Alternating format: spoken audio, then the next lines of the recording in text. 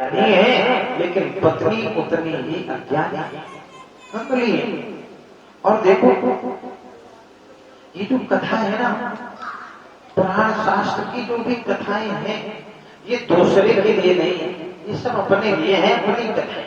तो कुछ तरह इसका अध्यात्म दर्शन क्या है? तुंग माने होता है ऊंचा, तुंग माने ऊंचा, भद्र माने कल्याण। जो उच्च स्तरीय कल्याण करने वाला नगर है, नदी है, तुंग भद्रा नदी पूर्वम। तुंग माने ऊंचा, भद्र माने कल्याण करने वाली ऐसी नदी के किनारे क्या एक सुंदर नगर है। तो देखो ये संसार ही तुंगभद्रा है, और इसी संसार के किनारे जो नगर है वो कौन है?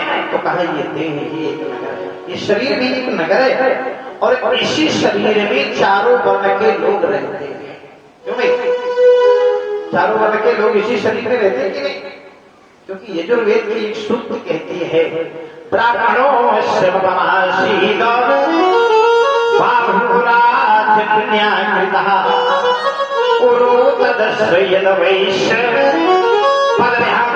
शूद्रो अजायत।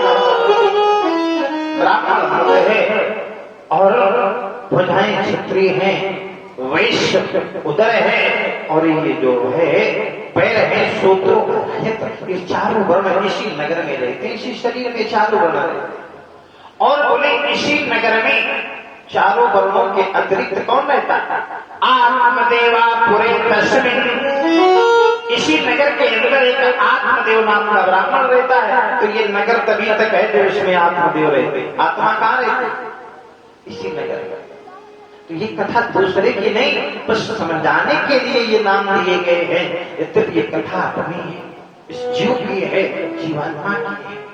बोले इसी नगर में वो आत्मदेव नाम के ब्राह्मण रहते हैं, वो आत्मा इसी नगर में रहती। और जो आत्मा है वो कैसी? सर्ववेद विशारद।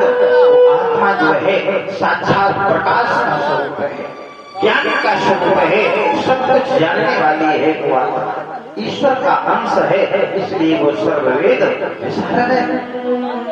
और देखो इस आत्मा की जो पत्नी है वो कौन है? तत्प्रिया धुंधुली स्मृता।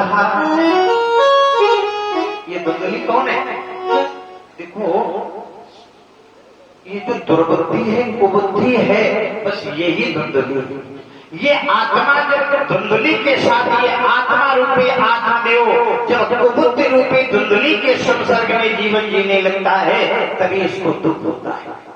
इसको दुख कब मिलता है? आत्मा जब ये धुंधुली के सानिध्य में रहता है, माने कुबुद्धि के सानिध्य, दुर्बुद्धि के सानिध्य में जब ये आत्मा पड़ जाती है, तो इस आत्मा को दुख होता है। बस ये कथा है, और कोई दूसरी कथा नहीं, ये अपनी कथा है। तो सूची महाराज सुना रहे, प्रिया धुंधुली स्मृता, उनके धुंधुली नाम की पत्नी है। और क्या है? धनार्धम धर्म मार्गेण ताभ्यां नीतम तथा विचः। महाराज आत्मदेव जी का जितना भी धन है, जितनी संपत्ति है, तो आधा धन ये दान कर देते हैं, आधा दान करते हैं। जो भी है इनके पास आधा दान कर देते, और आधे में अपनी गृहस्थी चलाते हैं। फिर भी क्या है? न पुत्रो न विवाह पुत्री ततश्चिंता करो भस्म। ये सब कुछ करने के बाद भी न पुत्रो न पुत्री, न तो इनकी कोई पुत्र है और न कोई पुत्री है, इसलिए इनको चिंता होती है। ये चिंता ग्रसित रहते हैं, और होता भी है। अरे जिन लोगों की कोई संतान नहीं होती, वो रात दिन उनके वो चिंतित रहते।